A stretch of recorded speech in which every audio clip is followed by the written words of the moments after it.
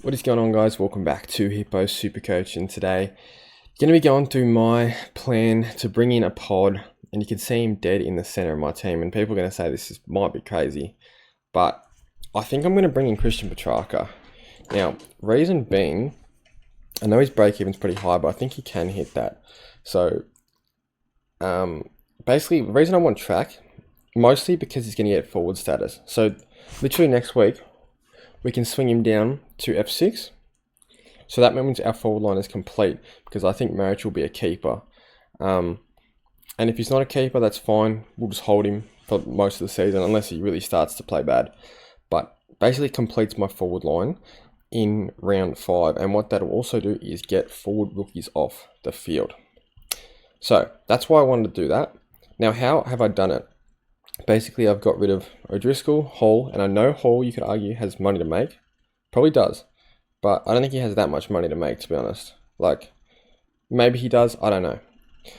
33k, he'll go up if he scores 57. So, yeah, you could probably argue he does have more money to make, but I need to get him in somehow. Now, the other thing is I could do this trade next week, and I could keep Hall in and just do a double down. But I think I want Petracca, because you look at his run, it's actually quite easy when you think about it. So for general forwards, we look at Melbourne's run, which is, where is Melbourne? Here. So it's all green for the next 5 weeks, okay? That's really good. So if he's playing forward, it's easy. If he's playing inside mid, it's also pretty easy. White, white, green, green, orange, white, white, till round 11.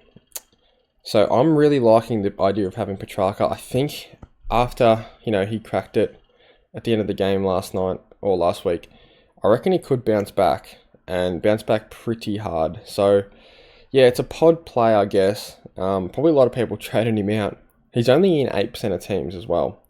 So yeah, I think we're getting him at basically bottom dollar. He actually could hit his break even of 125 this week. It wouldn't surprise me.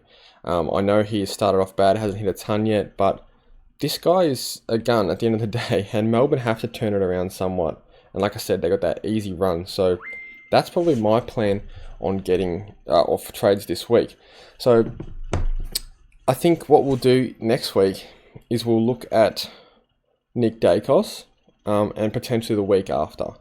So yeah, we want to have Nick Dacos where Levi Ashcroft is right here. Probably going to have to use his cash for that.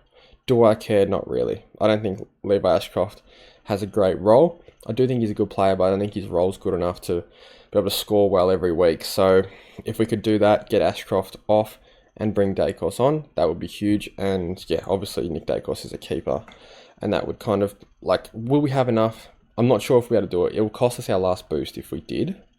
And it might cost us like a trainer or an O'Sullivan. We don't really want to trade O'Sullivan. It probably cost us like a trainer, Ashcroft. Well, we can just quickly calculate it here. Calculator. So let's predict trainer goes up to like. Alright, so he's going to go up 50k. So let's say trainer's 250. I don't know why this calculator is so big. We really don't need it this size. Alright, there we go. So trainer 250 plus Ashcroft, who we'll say will be, we'll go 280. 280 plus, well, now this is the thing. Who can we swap? It might be Davidson. Probably not. Let's say we do swap O'Sullivan. So he's going to be like 300. So that's going to equal 830. And let's just say we're going to cost us 250 for 2 rookies at 125k each. Gives us 580. So that does give us Nick Dacos. Sorry, calculator's in the way. That does give us Nick Dacos. So that's a potential move I could make.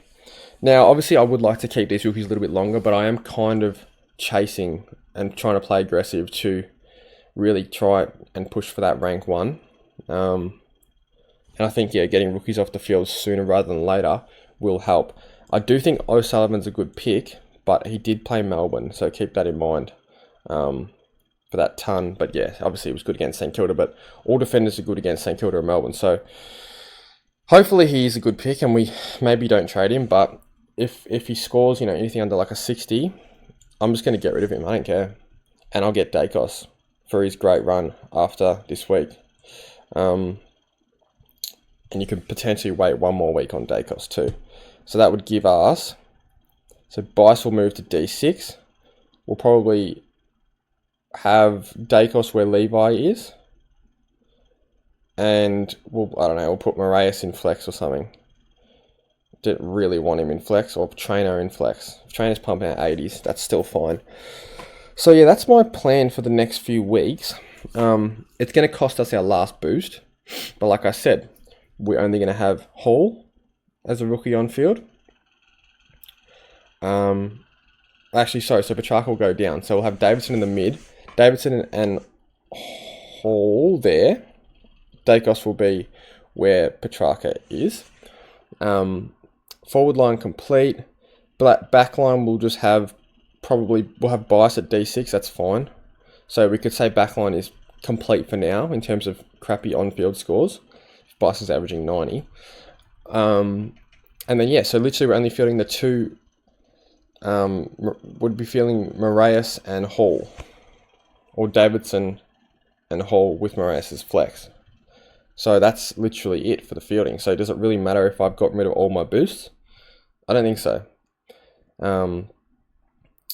So yeah, that's the situation. I think the team's in good shape. You could argue I'm jumping off. Yeah, obviously Maxwell, I am jumping off early. If I want to get Petracca, I could potentially wait 1 week on it. I might just do 2 this week because this is another option, right? We could wait on Petracca and we could wait on Dacos and get Dacos around 8 and Petracca around 7. So the trade would look something more like just simply keep Max Hall, break evens, Max Hall. We could just look at that. And keep 308k means Dacos is, 1 or 2 trades next week. And we keep Levi. So we'll wait and see. We'll weigh it up. But my plan is to get Christian Petracca and Nick Dacos in the next 2 weeks. So, yeah. I think both of them have good runs. And both of them have massive ceilings. So, yeah. That's my plan. Let me know what you guys think. It's an interesting one. Because, like I said, yeah, you're jumping off rookies a little bit early.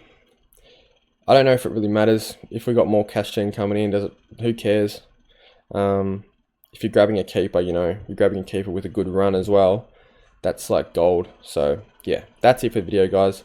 Let me know what you have to think, what you have to say about the plan, and I'll see you in the next one.